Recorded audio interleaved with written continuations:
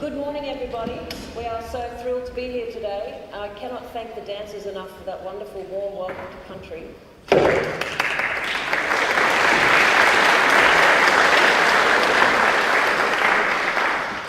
My name is Michelle Maloney, and for those of you who don't know me, I am the National Convener of the Australian Earth Laws Alliance.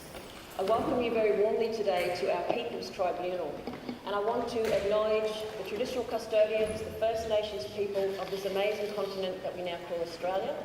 And that dance and that song was a beautiful reminder of the culture, the magic that has kept this country so beautiful for so many millennia.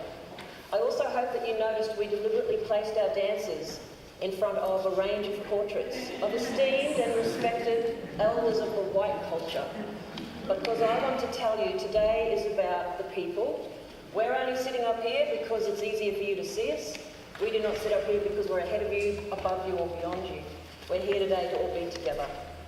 So I'm going to make some opening remarks in a moment, and then I'm going to introduce our fellow folks up here on the panel. We're just a panel, we're not judges.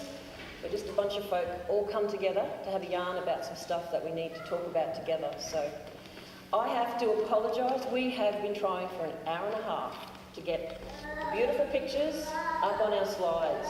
We're hoping we can fix that because Dr. Anne Polina from the Kimberley has amazing video material. Everyone has beautiful photos of the natural world. I hope we can get it going. If not, we're going to bare basics. We can pretend we're sitting under a tree having a yarn because it will be very low tech. But do bear with us. Thank you. So I'm just going to make some opening remarks and explain a little bit about the tribunal, and then some of my other folks up here will have a chat. So basic housekeeping first. You are welcome to come and go as you wish, okay? This is about sharing stories with each other. It's not meant to be formal. This is not an adversarial place or a place of conflict. We all come with peace and love of the earth. So come and go as you please. Toilets are up the other end, out that door up the other end, and all of the breaks you can hop downstairs and find the coffee shop. It's an uncatered event. We asked people to throw in some money to be with us today so we could pay for this awesome venue. A word about the venue. It's a public space, but it's within a Western-style court system. And that's so that we as people can come into this space and directly meet the Western industrialised legal system and say, you're not working, you're not doing it right. So we want to be here with respect to the space, but I really want you to understand that we're not here to pretend to be something we're not. We're just having a yarn. But we're coming into the legal space to directly say it's time for a better dialogue here. So I actually really want to start the day by giving thanks. As I said, I wanted to thank our wonderful dancers. I want to thank everyone who's volunteered their time, all of the speakers and everyone who's here today to share with us. I'm really very thankful. Everyone's a volunteer. AILA is an unfunded group. We've invited folks to come together for the tribunal. It's a really important space. I want to thank all of you guys who've come and travelled, many of you from quite a distance, to be with us today. And at this point I was going to have a rather beautiful image, thanks to NASA, of the Australian continent on the planet in the black ink of space, because I'm thankful to be here. As many of you know, I had a cancer journey over the last year, so when I say I'm thankful to be here, I really mean I'm thankful to be here. I'm thankful to have born in this amazing place, into this ancient, beautiful, unique continent. It nurtures and sustains us, and it deserves better from the culture that moved in a couple of hundred years ago. And I'm thankful to be a traveller on the amazing blue and green planet that's spinning in the inky darkness of space, without which none of us would have much of any life or hope. This tribunal acknowledges that the sovereignty of the First Nations people of the continent, now known as Australia, was never ceded by treaty nor in any other way.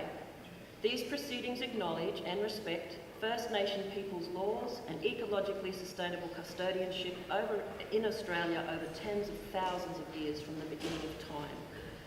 And it's through their sustainable land and sea management practices that continue today that those of us who are more recent to these lands have a beautiful, stable, amazing place to live in. So we pay respects, deep respect. I'd like to very briefly explain what this little tribunal is all about. AILA has convened this People's Tribunal to create a physical space where we can meet, But I also want you to know it's a safe emotional space.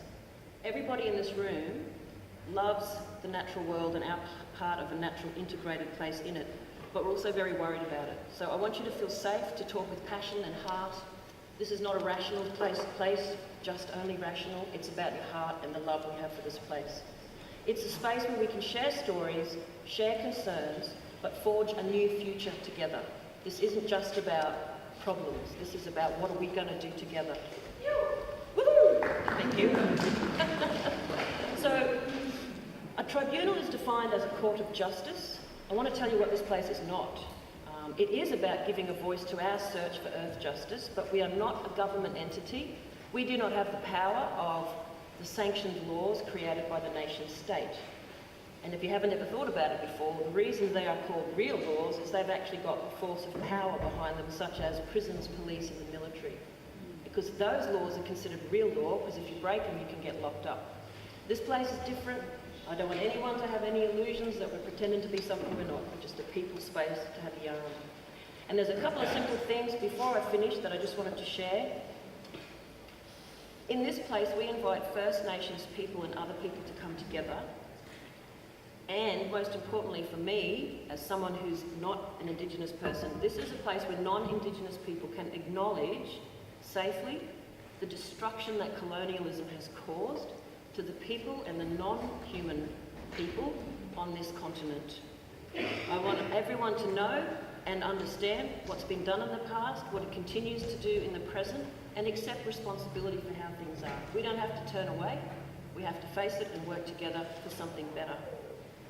This place, whatever you call it, is really just about speaking for Mother Earth, Gaia, country, making her voice louder and bringing her up into the institutions of industrialised society that aren't working for country. So today, it's actually pretty simple, although our technology has made it kind of complicated. We're going to have 4 cases. These are an amazing space with people from First Nations countries as well as other folk coming together. First case will be Mardu and Dr. Anne Pauline is going to tell us all about that. After morning tea, if all goes well, we'll be having our second case, which is about the forests of Australia. It's brought by a number of people from First Nations peoples and others, the rest of us. Then we'll have the Great Artesian Basin and the Great Barrier Reef. This tribunal is here to bear witness to what people are concerned about and what we want to do together. It's not going to make judgments in the formal sense. We're going to offer written statements reflecting what people have brought here so that everyone knows what the concerns are.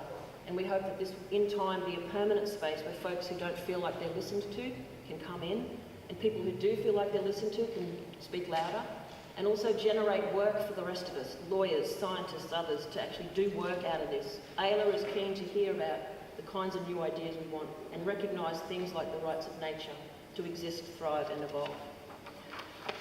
The Universal Declaration for the Rights of Mother Earth was a civil society document signed by many thousands of people in 2010 in Bolivia. It was brought to folks by Indigenous elders over there and signed by people from all around the world. It recognises the rights of the natural world to exist, thrive and evolve, and we'll be speaking about that a lot today because it's the foundation space for this gathering. Simple recognition of what's going on. So I would now like to just briefly say the names of these amazing people up here with us and then let them say a minute or two on why they're here. So I'll start at the far end. We've got Professor Brendan Mackey from the Griffith Climate Change Response Program, a very internationally respected scientist. We have Mary Graham, an elder from the Kumeri Nation, an incredibly well-respected elder. We've got Professor Irene Watson, who is also an elder from her area in South Australia.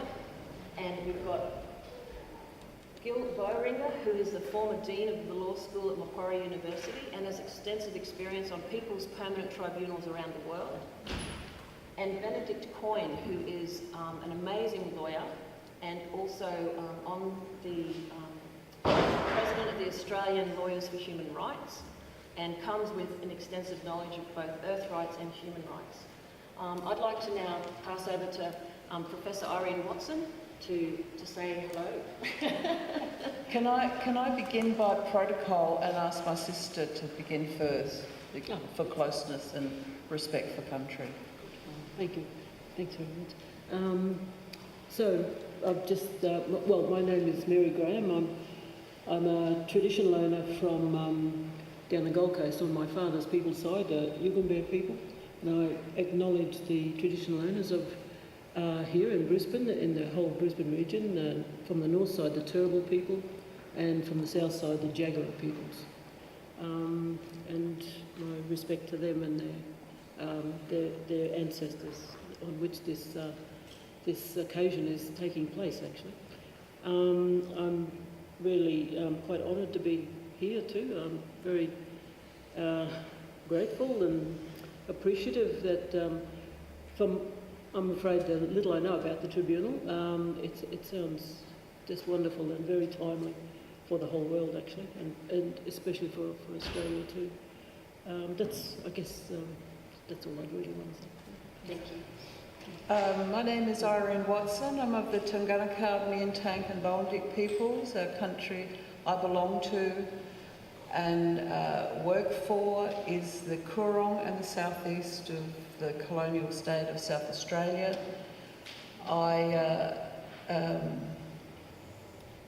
come here by invitation. I very acknowledge the work of Michelle in bringing this tribunal together so that we can all talk with each other today.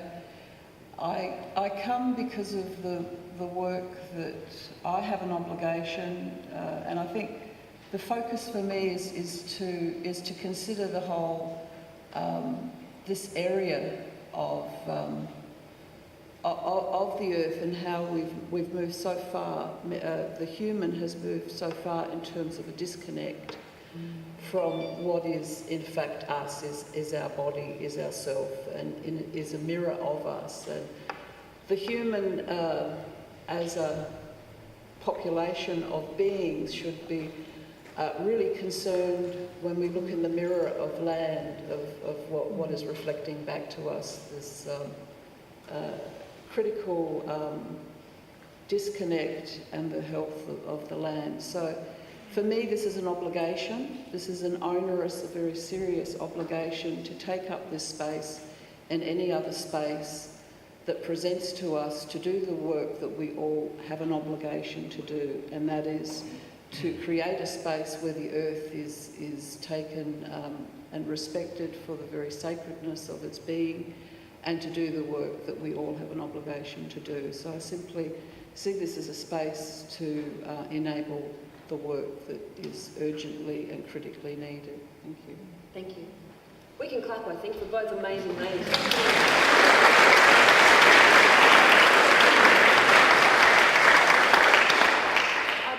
Like to invite Professor Brendan Mackey and then Benedict Coyne to introduce themselves, because then I'm asking Gil Bowringer to share with you the importance of people's tribunals. There's a grand history of these spaces rising up when other spaces like government and collection of folks who aren't supporting Mother Earth. So, Brendan.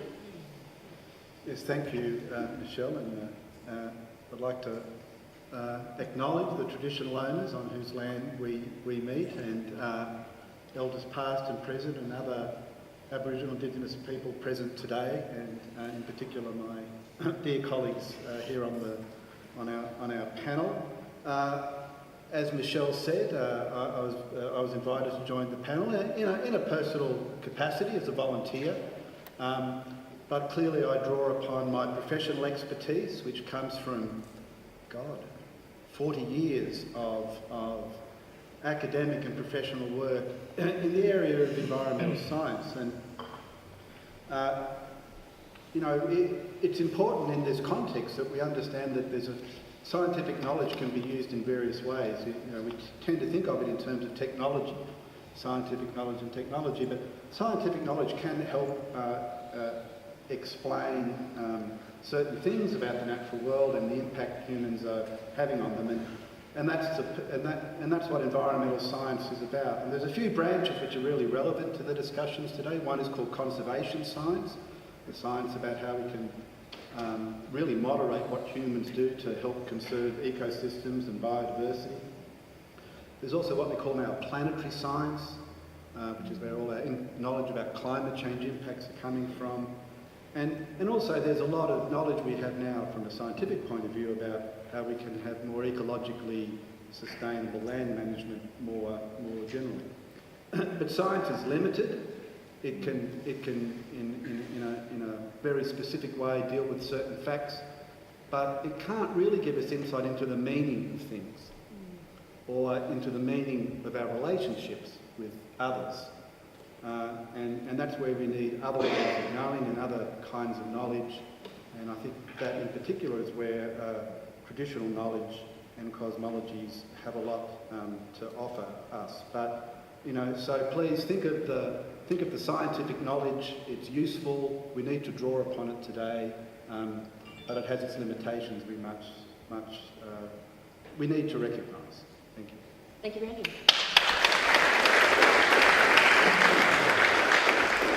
Benedict Coyne. Thank you, Michelle. Thank you, everyone. And I'd like to pay my respects to my elders and the traditional owners of this land and of all lands in this continent. What I saw out there was one of the most powerful, potent images that I feel that I've seen in a while. It was very, very rich and touching. And I'm here because I have a background in trying to stand in the way of the bulldozers knocking down forests and all of those kinds of things, and came to a realisation that there were shortcomings with that, and then go and get a legal education and try and change things that way, and then you come up against the profound shortcomings of our legal system. And I look at the law as a tangible entity in which we, as participants in society, theoretically should have agency to control and influence, etc., etc. But the legacy and latency of power that is bestowed in the law brings us to these places where we're now reclaiming, with these people's tribunals around the world, reclaiming the authority to decide for our societies and our electorates as to the standards and acceptable standards of being that we want in this world. And because of the way that industrial civilization has developed and science has developed, and all this kind of dualistic reductionism and this inability to see the whole and the kind of preciousness of the whole as more than the sum of its parts, we've come to these places where we're facing these multiple crises on human rights levels, environmental levels, etc. And we really don't have the legal architecture or the governance architecture to deal with it. And so it's very exciting and empowering that we're all here doing this in such a potent symbol of our legal system. And I just, it's very easy to become weighed down by the burdens of the world, but I think forums like this allow us to retake some control and have agency, and it's really exciting that these are happening all over the world, and I feel very privileged to be a part of it. Thank you very much. And so I'm really looking forward to Gil sharing with you some of his insights into the value of people's tribunals. Thanks, Michelle, and thanks for your wonderful introduction. I too wish to pay respect to my colleagues, the elders, and to recognize the custodianship of the Aboriginal people of this continent. I'm a member of the International Association of People's Lawyers, and thus interested in and practicing academically in the field of protecting human rights and, of course, the rights of nature. And as Michelle mentioned, I'm on the panel of the Permanent People's Tribunal, which is the leading institution of its kind in the world. Several years ago, Tom Engelhardt wrote in his blog, "We live in a post-legal world." By this he meant that today the capitalist state is not guided by law, but by the dominant power and money of the mega corporations. Thus, the interests of the 1% are protected, while those of the people and of nature are dispensable. One significant response to this failure of law and democratic processes has been the increasing frequency and expanding jurisdiction of people's tribunals. In Australia, there have been 7, including today, 2 on nuclear power issues, 1 on the Biak massacre of demonstrators in West Papua, 1 on Melbourne policing practices against Aboriginal and African youth, 1 on Melbourne University's adoption of a business implementation plan, effectively a restructuring toward corporate interests, and 1 on the Great Barrier Reef of Rights of Nature Tribunal. 6 of these since 2013. Modern people's tribunals commenced in the 1960s and 70s with 2 Russell tribunals led by 2 activist philosophers and writers, Bertrand Russell and Jean-Paul Sartre. In Russell Tribunal 1, they indicted the US imperialists for war crimes in Vietnam. In Russell Tribunal 2, they arraigned Latin American dictators for massive abuses of human rights. In 1976, inspired by the Russell Tribunals, progressive NGO representatives from across the world met in Algiers to propound the Universal Declaration of the Rights of People, known as the Algiers Declaration. It foreshadowed much that is contained in the Universal Declaration of the Rights of Indigenous People. The Algiers Declaration has been the basis for the hearings of the Rome-based Permanent People's Tribunal. In 40 years, the PPT has held 42 sessions around the world on issues increasingly dealing with the effects of neoliberal globalization, in particular the destruction by megacorporations and international institutions of Aboriginal communities and the environment. The purpose and impact of people's tribunals is several-fold.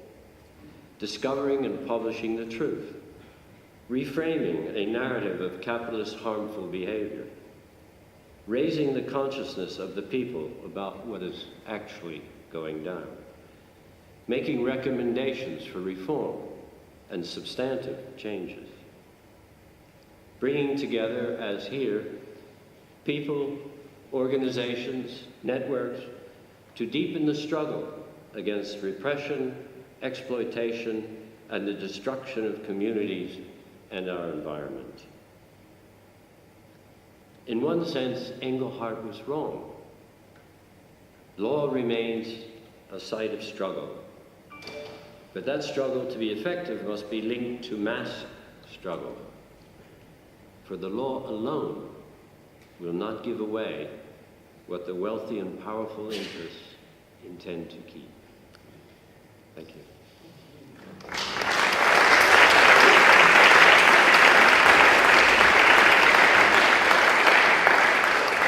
Okay, so we're going to start. I'm standing up because I'm paying my respects to the fabulous Gordon Chalmers, who is stepping in as our Earth lawyer today to introduce Anne Polina and some of the other people that she will introduce.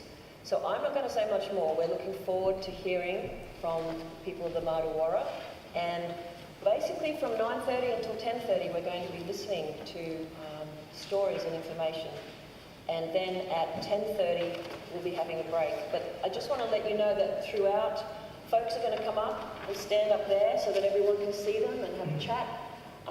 We've left everyone have about 10 minutes to talk each, and there'll be questions, and the panel can ask questions whenever they wish, just to be supportive, to find out a little bit more information. So that's pretty much the format, and then we'll be breaking after that session for a little bit of morning tea. So thank you so much. Can we please have a big round of applause?